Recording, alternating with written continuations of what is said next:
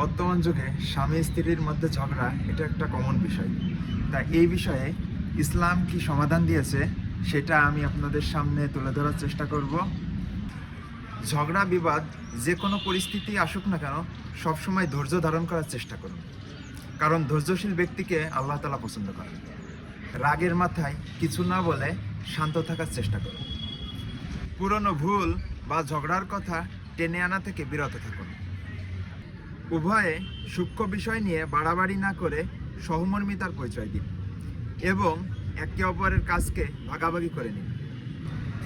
প্রতিদিন অন্তত কিছু সময় একে অপরের সাথে গল্প করুন বা বাইরে থেকে ঘুরে আসুন, যা মানসিক দূরত্ব কমাতে সাহায্য করবে।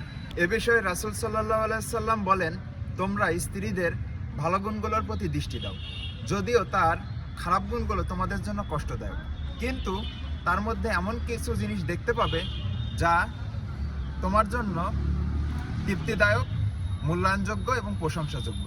আর এইসব ভাবলেই ধৈর্য ধারণ করা সহজ হয়ে যাবে।